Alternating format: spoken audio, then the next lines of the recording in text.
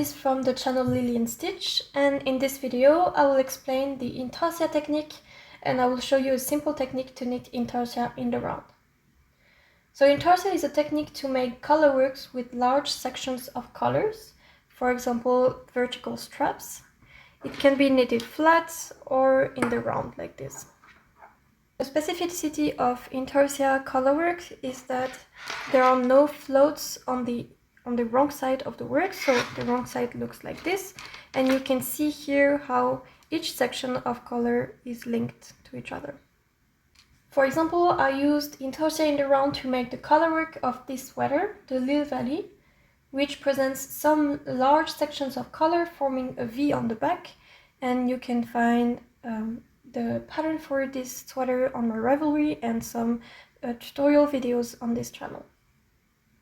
So I will first show you how to do Intarsia when knitting flat, which is really simple, and then I will explain why the Intarsia in the round is a little bit more tricky, and I will show you a simple way to do it. For example, let's say that we want to knit 3 vertical stripes like this. The idea of Intarsia is to use one different thread of yarn for each separate section of color. Here we have this thread that we will use for this section that I will call thread A. We have a second thread for this section that I will call thread B, and we have a third thread for the third section that I will call thread C. And here, even if these 2 sections are the same color, we still need to use 2 different threads of yarn because these sections are separated by another color. So if you have a lot of stripes and a lot of different colors, you will end up with a lot of different threads of yarn. So it might become a little bit difficult to manage the yarn, so that's why I'm using these little plastic things in form of a fish that are called bobbins, and it's just really useful to roll a little amount of yarn on it, so it makes the yarn way easier to manage than if you were using small balls of yarn for each section. So to knit Intarsia flat, you will first knit this part with the first thread that is available here.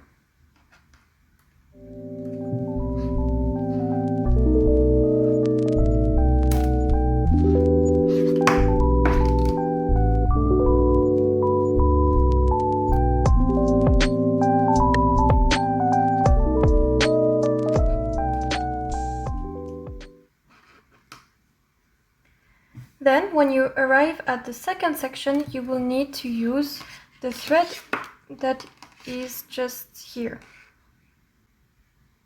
But before using thread B, there is something that is really important, is to twist thread B and thread A, which will create this link here. So by twisting, I mean that before using thread B, we make it cross thread A like that. So if you can see, these 2 threads are twisted like that, and now we can use thread B for section B.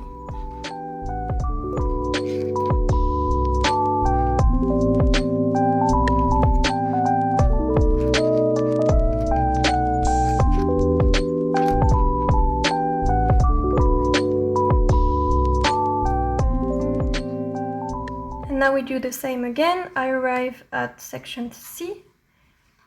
So I will need to use this time the new thread that is available, making sure that we're not using the one from this section here. So we will use thread C, and again it's really important to twist these 2 threads together. So we make it go under thread B, make it go over it again, and then these threads are twisted and we can use thread C to knit section C.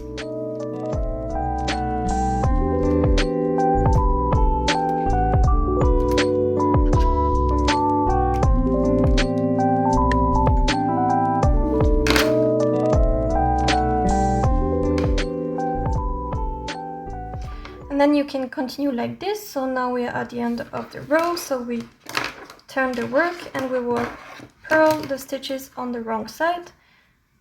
continuing with this thread C.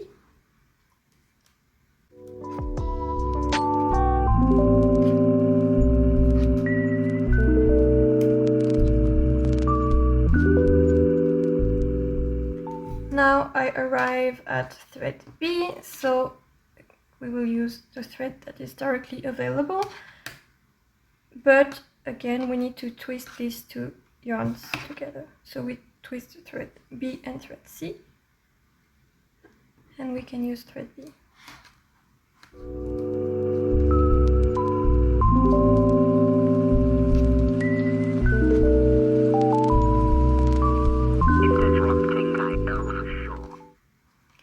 And then if you see that the previous twist here is a little bit loose, you can tighten it by pulling this thread. And here we arrive at thread A, so we twist the yarns.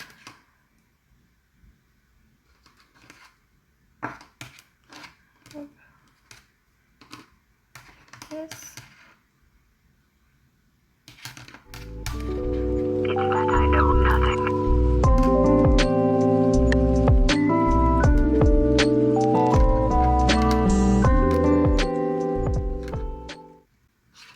We arrive at the end of the row, etc. We turn the work and you continue like this the whole time. So now I will quickly show you what you shouldn't do and what would happen if you forgot to twist the yarns. So this is not what you should do, but I think it's important to see what happens to understand why it's really important to think every time to twist the yarns. So I'm knitting with thread A.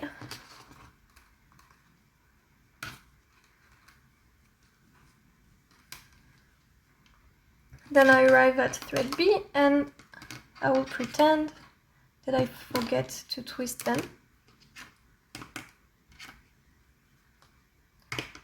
So I simply continue with thread B.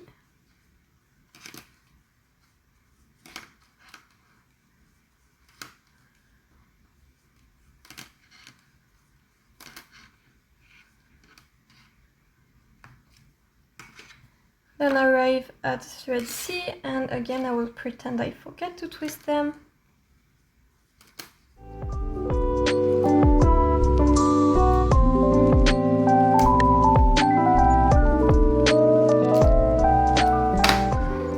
I will turn the work and make a second row so you can really see.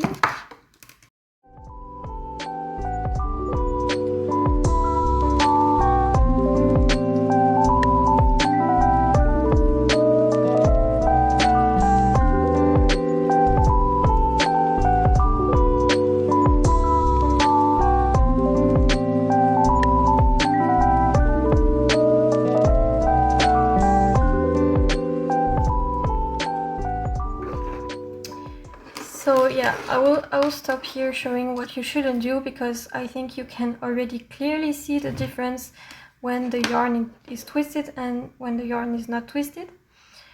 So worst case, if you have vertical stripes, then you will have 3 sections that will be completely independent from each other. So you will, it's as if you were knitting these little sections and knitting this little section and knitting this little section.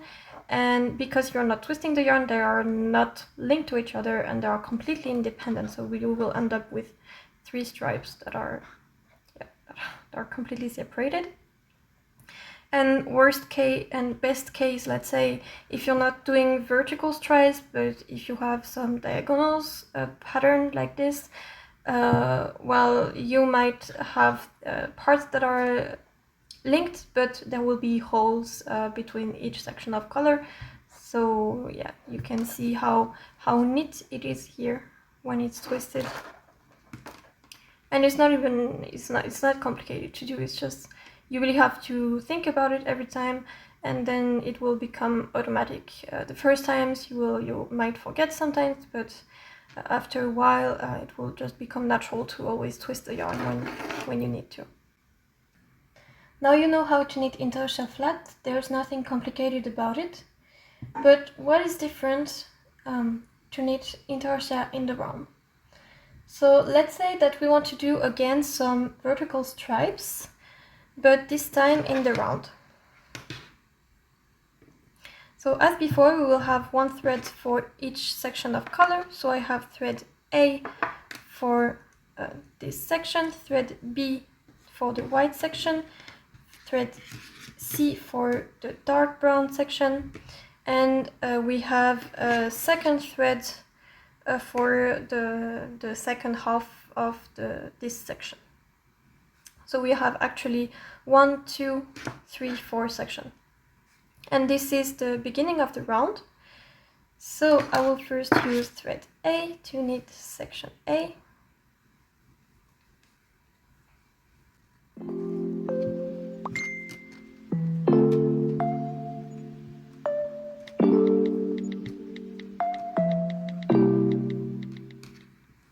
Then I arrive at section B, and for the exact same reasons as earlier, I need to twist the yarn, and I knit with section B.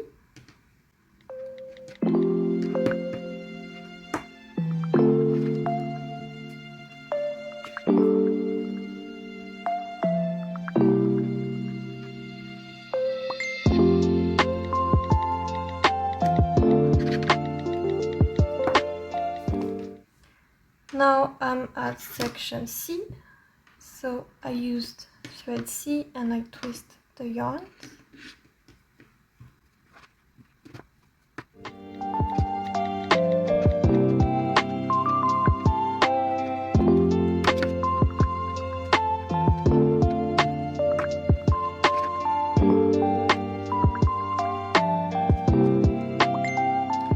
Section D, I use thread D.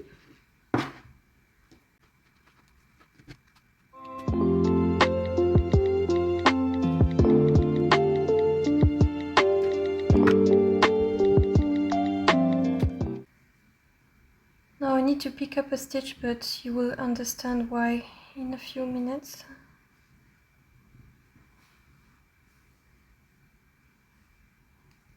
So I reached the end of the round, and here I have section A. So it means I should be using thread A because this is thread D.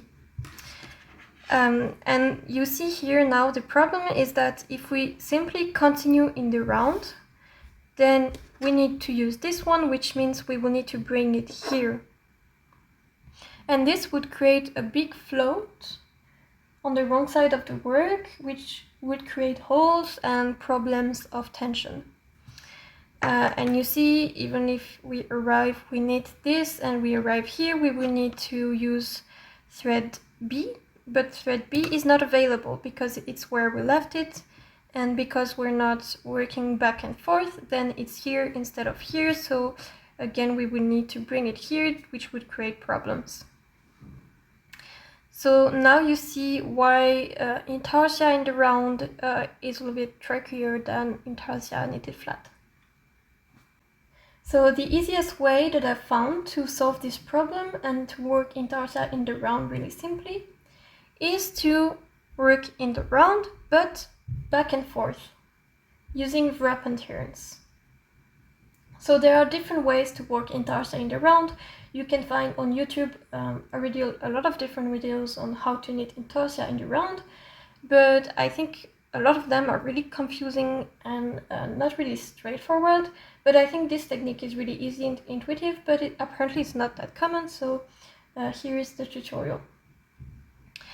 So here, instead of continuing the round like we would normally do, we will turn the work and we will continue by purling on the wrong side.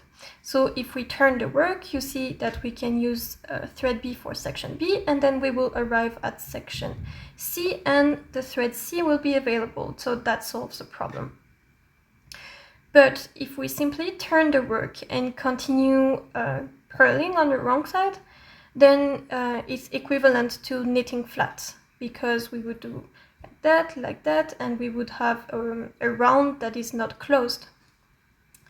So to work back and force while still having a close round and still working in the round, even if we're not doing rounds but turning the work, we will use wrap and turns. So I'm still on the right side of the work, and here I want to turn the work, but before doing this I will wrap this stitch and turn the work, which is called a wrap and turn. So I slip the stitch on the right needle, and the yarn that is on the back of the work, I bring it to the front. Then this stitch, I slip it back on the left needle. Then I turn the work, and my yarn is at the back of the work, and I bring it back to the front. And I can continue purling. So we turn the work, and this stitch is wrapped by the thread D. So now I can continue purling with thread D.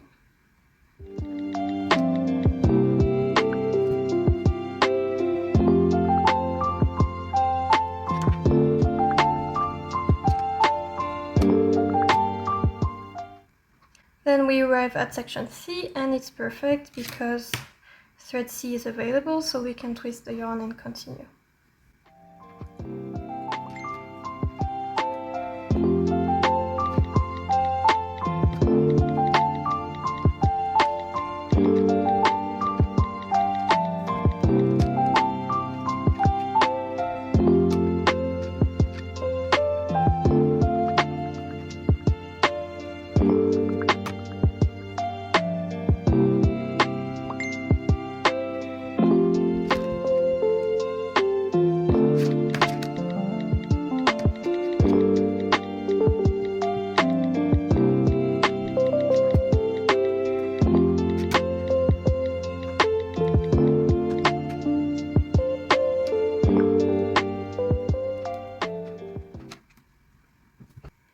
So I'm now one stitch from the end of the round, and if you remember at the last, when we did the wrap and turn, it's this stitch that was wrapped.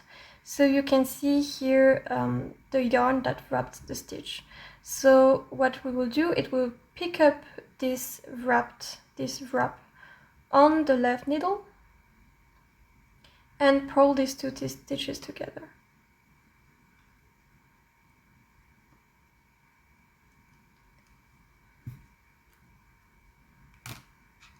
And now it's the same again. We are here, so this is, if I remember well, yeah, this is section A. So we will need to use thread A, but it's not available. So what we need to do is turn the work by doing a wrap and turn. So we slip the stitch on the right needle. We place the yarn on the back of the work. We put the stitch back on the left needle. We turn the work, and now we will need to knit, so we can bring back the yarn at the back of the work, and we will continue knitting.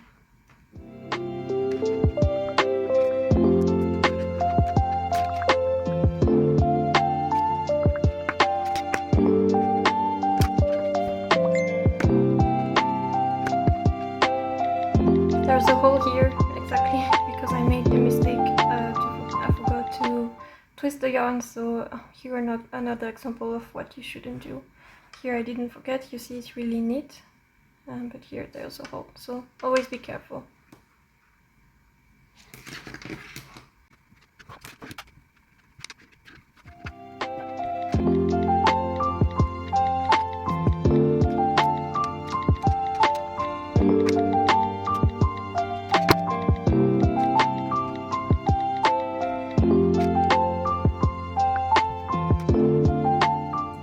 Here I'm one stitch before the end of the round, so the same, I need to pick up the wrap that was created here.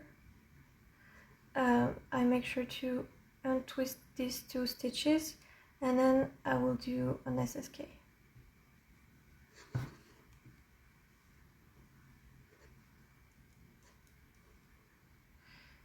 And we are at the end of the round, so we do a wrap and turn, and we turn the work. and you continue your rounds back and forth like this. So if you're not familiar with wrap patterns and how to pick up the wraps, you can find better YouTube tutorials for that. So this is not a video about wrap patterns, but I hope this video helped you to understand what is intarsia, how to do it flat, and how to do it in the round, and I hope it helped you to understand why using wrap patterns can be useful to knit our intarsia in the round. So thank you for watching these tutorials, and see you for next videos.